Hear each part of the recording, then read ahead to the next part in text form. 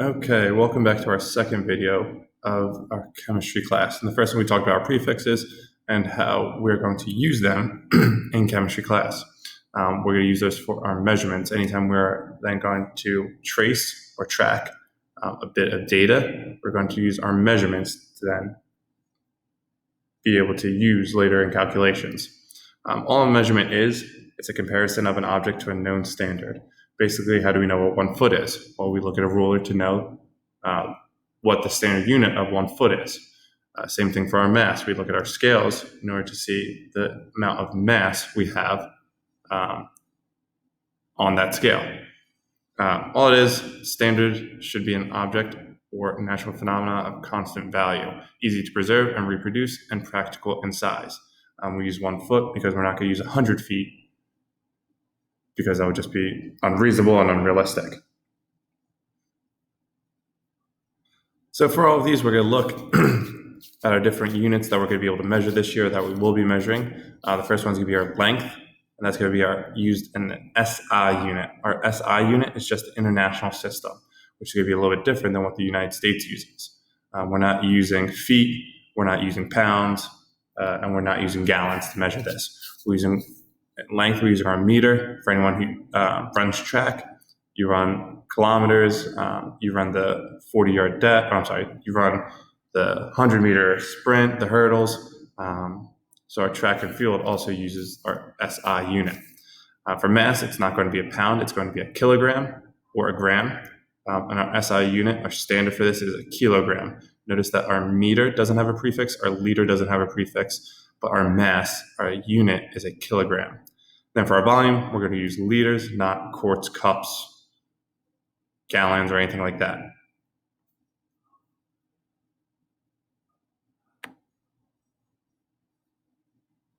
And then our last one is going to be our temperature. Our temperature is going to be a little different. That's going to be in Kelvin. It's 9 degrees Fahrenheit. It's 9 degrees Celsius. It's going to be in a unit called Kelvin. And we'll talk about that a little bit later as well.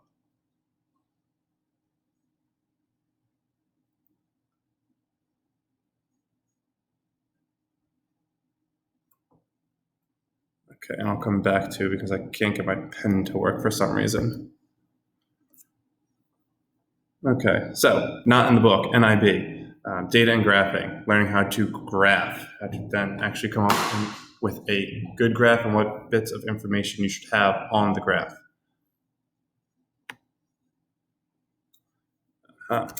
So our measurement is going to be a comparison.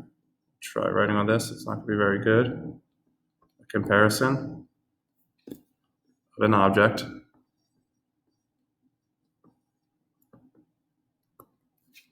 to a known standard.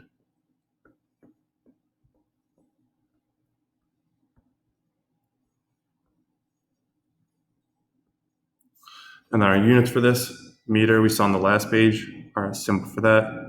Just going to be M. And then for our kilogram, since it's a prefix, we have our K, and then gram for our G. And then liter, first letter is just L that we have here. And for our new unit, our Kelvin, it's going to be a capital K. And the reason why for our liter, we're using a capital L, because if it was just lowercase l, it would look too much like a 1 and there would be confusion. So for this, we use a capital L.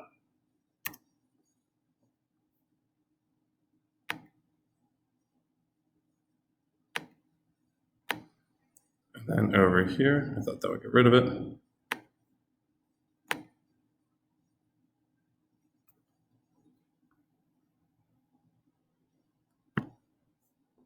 Okay, so then our experiments are designed by scientists in order then to measure changes in a system.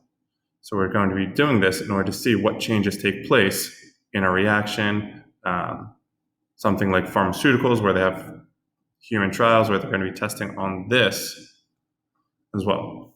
So our experiments are designed by scientists to measure changes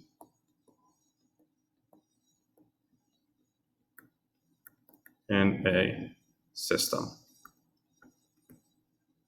Something like pharmaceuticals, where you're going to have a placebo, which is basically just like a sugar. They're doing that now with our coronavirus testing.